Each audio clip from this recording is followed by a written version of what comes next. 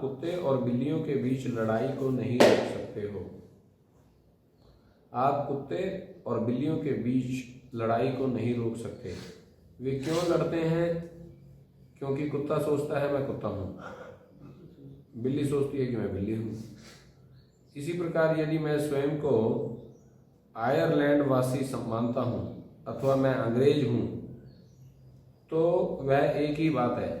जैसे कुत्ता सोचता है मैं कुत्ता हूँ और मैं सोचता हूँ मैं अंग्रेज हूँ, तो मैं कुत्ते से बिल्कुल भी श्रेष्ठ नहीं हूँ। जैसे हम कुत्तों के बीच लड़ाई नहीं रोक सकते, इसी प्रकार जब तक लोग शारीरिक चेतना में रहेंगे हम उनके बीच की लड़ाई नहीं रोक पाएंगे। रोम 23 मई 1974। जगत गुरु शिला प्रभुपाद की जय। सीधी बात, क्लियर। हाँ, तो जब तक हम इस बॉडीली कंसेप्शन में रहेंगे, शारीरिक चेतना में रहेंगे, अपनी कॉन्स्टिट्यूशनल पोजीशन को नहीं समझेंगे। हमारी कॉन्स्टिट्यूशनल पोजीशन क्या है, क्या है बताइए? हाँ, जीवेरे स्वरूप है नित्य कृष्ण दास। और उससे पहले ये समझना होगा कि वो जीव क्या है, आध्यात्मिक है, वो भौतिक नहीं है। तो जब तक हम कहते हैं आत्मा की ज्ञान से क्या मिलेगा, ये मिलेगा, हमारी लड़ाइयाँ बंद हो जाएंगी। हम जब तक अपने आप को ये शरीर समझते रहेंगे, शरीर से पहचान करते रहेंगे, हमारे जीवन में सुख, शांति, आनंद, एकता, प्रेम कभी आ ही नहीं सकता।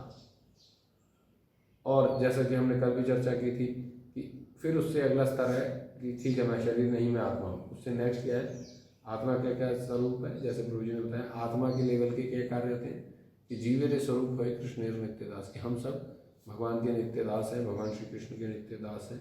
तो अब हम हमारे को क्या करना है, उस चेतना में सेवा करनी है। ऐसे नहीं बोलते बोलते मैं आत्मा हूँ, मैं आत्मा हूँ, मैं आत्मा हूँ, लेकिन सेवा कुछ नहीं करना। नहीं, तो उस आत्मा के लेवल पे सेवा भी करनी पड़ेगी, तब जो है वो व्यक्तियों में जो है प्रेम, सुख, शांति और ये सब आएगा। अदरवाइज जैसे आजकल लड़ाई चल रही है, आपको पता ही है, हर घर में लड़ाई है, हर घर में। घर की बात छोड़ो, हमारे खुद के अपने आप से लड़ाई है, अपने मन से हमारी कितनी लड़ाई रहती है, कितना स्ट्रगल करते हैं हम अपनी चेतना को बनाए रखने के लिए, अपने इंद्रियों को कंट्रोल करने के लिए, कितना लड़ाई है सोचिए।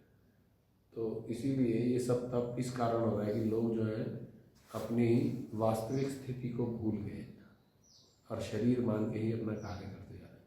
देखिए कितना नुकसान है, कितना नुकसान है इस आध्यात्मिक ज्ञान के ना होने के कारण। तो इसीलिए हमारे को कोशिश करनी चाहिए कि हम इन ग्रंथों को नियमित रूप से पढ़ें और अपना शरीर का स्वास्थ्य का भी ध्यान रखें साथ साथ, और अपनी साधना भी स्ट्रॉन्ग करें और अच्छे से सेवा में लगे। Thank you. जगत गुरु शिला प्रभुपाद की जय। जय।